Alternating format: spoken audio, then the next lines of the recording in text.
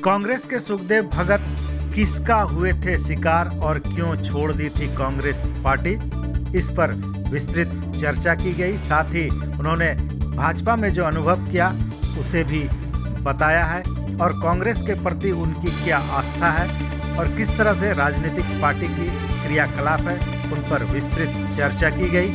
सुनिए कांग्रेस के सुखदेव भगत की जुबानी।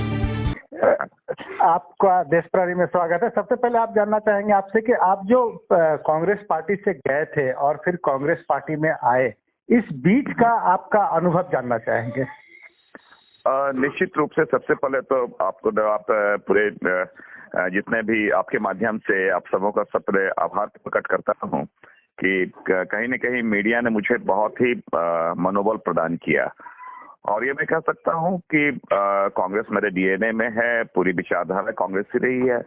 इसलिए जिस दिन मैंने भारतीय जनता पार्टी ज्वाइन किया उस दिन भी मैंने आदरणीय सोनिया गांधी जी, राहुल गांधी जी, कांग्रेस के बारे में मैंने कहा कि वो मेरा उनके प्रति मैं ऋणी हूँ, मेरी जो पहचान है वो कांग्रेस के कारण है। और मैंने कहा कि मैं पिताजी वगैरह सारे लोगों स्वतंत्र सेनानी के साथ कांग्रेस के लोग थे। तो एक मेरी राजनीतिक बहुत बड़ी राजनीतिक भूल थी, वो परिस्थिति जन्य है। कुछ परिस्थितियां कभी कभी दुनिया की हर व्यवस्था परिस्थिति का गुलाम हो जाता है और मैं अपवाद नहीं रहा। एक सवाल ये आता है कि जैसे एक पार्टी से छोड़ करके दूसरे पार्टी में जब लोग जाते हैं तो उनको उतना प्रतिष्ठा, मान सम्मान और जगह नहीं मिल पाता है, उस पार्टी के गुटबाजी के बीच भी फंस जाते हैं। ऐसा भी आपके साथ कुछ वाकया हुई है क्या? नहीं, मैं ये जरूर कह सकता हूँ कि कहीं न कहीं मैं अभिमन्यु की तरह अपने एक दो जैसे सामंतवादी विचारधारा के लोग जो अपने लोग थे उनका मैं शिकार हो गया, जिसे कहा जाए उनका मैं शिकार हो गया। और मैं किसी भी मैंने कहा कि कांग्रेस पार्टी ने मैं जितना डिजर्व करता था उससे ज्यादा मुझे मान सम्मान दिया। आदरणीय राहुल गांधी जी ने, आदरणीय सोनिया गांधी जी ने, उसमें कोई कमी नहीं था, वो कारण नहीं था। लेकिन मैंने कहा कि कुछ परिस्थिति ऐसे लोग मुझ पे षड्यंत्र किया जाए कि जिससे कभी कभी नहीं हालात ऐसे पैदा कर दिए जाते हैं कि गलती आदमी कर बैठता है और वो गलती मैं कर बैठा। जी। तो फिर आप भाजपा में जब गए थे तो वहां पर आपको उतना मान सम्मान या उतना जगह आपने देखा होगा कि मैं एक ही दिन भाजपा कार्यालय गया, उसका कभी मैंने ना आपने देखा होगा कि ना मैंने आपको आश्चर्य, मैं तो चुनाव प्रचार में भी नहीं निकला एक आध जगह छोड़ के पद स्वरूप। जी तो आपने देखा होगा मेरे आप सोशल मीडिया में देखें, कहीं भी देखें, मैं हमेशा मोदी जी के जिसे कहा जाए उनके सरकार भारतीय जनता पार्टी के जो जन विरोधी नीतियां थी उसका मैं ओपनली मैं क्रिटिसाइज करता हूं। लोग काफी उसके प्रतिक्रिया भी काफी आई और मेरे ऑफिस से, मेरे रूम से, मेरे घर से कांग्रेस पार्टी के जो हमारे राजीव गांधी जी हैं, सोनिया गांधी जी, ये पुराने जितने फोटो हमारे गांधी जी से लेके, नेहरू जी से लेके आजाद जी के, सारे लोगों का फोटो ऐसे चीज रहा, कभी किसी ने कहा नहीं। इवन चुनाव के दरमियान भी फोटो रहा, कांग्रेस के सारे फोटो रहे। अभी हाल फिलहाल जो है कुछ आपके कांग्रेस के वरिष्ठ नेता छोड़ करके चले गए हैं, तो आप उनके बारे में क्या कहना चाहेंगे कि कांग्रेस में?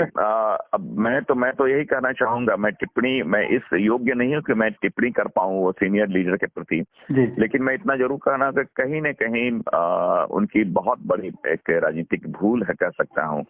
और क्योंकि देश गांधी जी के विचारों से चलती है और भारतीय जनता पार्टी गोडसे के विचारधारा का वो संवाहक बनी हुई है, मोदी, विशेषकर मोदी जी। तो मैं समझता हूँ जो देश में अनेकता में एकता जिसे हम लोग कहते हैं, तो वो भारतीय जनता पार्टी और मोदी जी वो खंडित कर रहे हैं। और गोडसे के जिसे कहते हैं गोडसे नफरत और ये घृणा वाली बात जो वो विचार के संवाहक है भारतीय जनता पार्टी। जी, हाल में जैसे कि अब आरपीएन सिंह छोड़ करके गए, उसके बाद गीता श्री उरांव भी छोड़ करके गई, तो क्या लगता है कि झारखंड के राजनीति में कुछ परिवर्तन होने की संभावना है? नहीं, दोनों दो चीजें हैं। आरपीएन सिंह जी का मसला अलग है, गीताश्री जी का मसला अलग है। मैं तो जरूर कहना चाहूंगा गीताश्री जी के बारे उनको पुनर्विचार करना चाहिए, क्योंकि जिस इश्यूज पे लेके उन्होंने त्यागपत्र दिया है, मैं समझता हूँ कि अभी नए प्रभारी हमारे आए हैं, उनसे बातें होनी चाहिए, सबसे बातें रखनी चाहिए और थोड़ा मैं समझता हूँ कि संयम और सब्र से काम लेना चाहिए। उम्मीद है कि वो वापस आ सकती हैं? नहीं, ये तो उनका निर्णय है, लेकिन मैंने कहा कि कांग्रेस पार्टी, मैं एक बात उदाहरण दे रहा हूँ कि नियामगिरी की बात अगर करें उसमें कुछ हमारे आदिवासी के मसले थे और एक तरफ बड़े कारपोरेट घराने थे। जी तो राहुल गांधी ने नियामगिरी में आदिवासी जो छोटे से बहुत छोटा समूह था उसके साथ वो खड़े हुए। कांग्रेस पार्टी शुरू से विशेषकर हमारे आदिवासियों के बारे, पिछड़ों के बारे, जो वंचित शोषित वर्ग है उसके बारे में हमेशा खड़े रहती है। जी जी। तो ये माना जाए कि जिस तरह से आपने यह स्वीकार किया है कि एक बड़ी भूल थी, तो यह भूल शायद गीताश्री उरांव और आरपीएन सिंह जी से भी हुई है, ऐसा आपको महसूस होता है क्या? मैंने कहा कि एक सीधी सी बात है कि देखिए दोनों दो विचारधारा है। जी जी। तो जो कांग्रेसी विचारधारा गांधी जी की विचारधारा के लोग उसे दूसरे गोडसे की विचारधारा के साथ वो चल ही दे सकते हैं। जी, एक अंतिम सवाल ये होगा कि ये बातें आ रही है राजनीतिक गलियारों में चर्चा के साथ कि आरपीएन सिंह के साथ जो कांग्रेस के कई विधायक संपर्क में हैं तो उनके साथ चले जाएंगे, पार्टी छोड़ेंगे, जो सत्ता में है गिराने की बात हो सकती है। नहीं,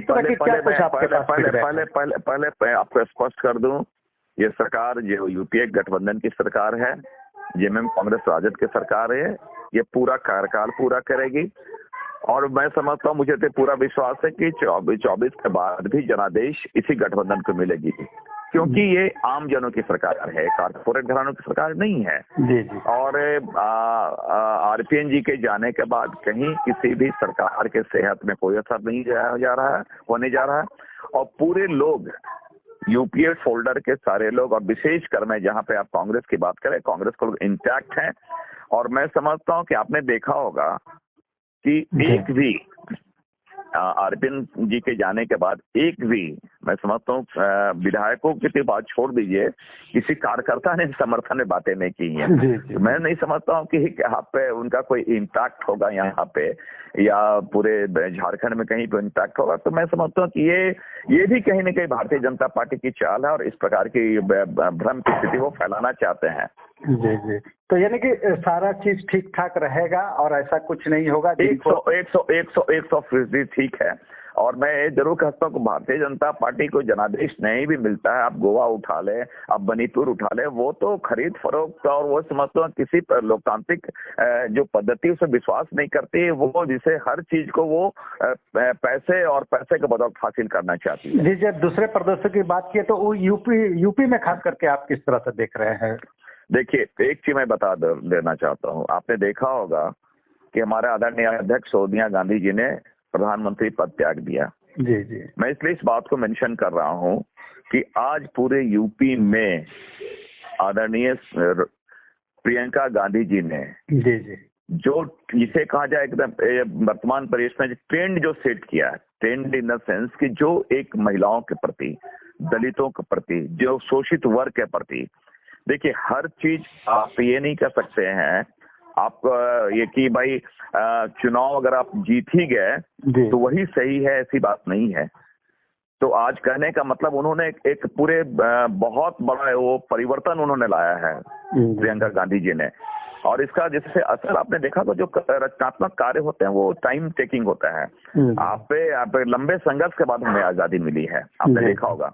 तो आज ये मैंने कहा कि जो माहौल बन गया है वहां पे, जिस प्रकार असुरक्षा का वातावरण है, घृणा का वातावरण, नफरत का वातावरण है, जिस प्रकार शोषण वहां है और जो सत्ता है वो कहीं न कहीं शक्ति और राजतंत्र की तरह चल रही है वहां पे, तो उसको पूरी चीजों को भ्रम को तोड़ने का प्रियंका गांधी जी ने किया है और आपने देखा होगा मीडिया से लेके आम लोग भी इस चीज को महसूस कर रहे हैं। जी जी। तो यानी कि धीरे धीरे जो है स्थिति बेहतर होगी, सभी चीजों को आप मान रहे हैं और उनके लिए भी आपने नसीहत दी कि जो लोग पार्टी छोड़ के जा रहे हैं उन्हें पुनर्विचार करना चाहिए। देश प्रदेश से बात करने के लिए आपको बहुत बहुत धन्यवाद। Thank you. आप हमें YouTube पर देख रहे हैं तो हमें सब्सक्राइब और लाइक करें और यदि Facebook पर देख रहे हैं तो फॉलो और लाइक करें। धन्यवाद।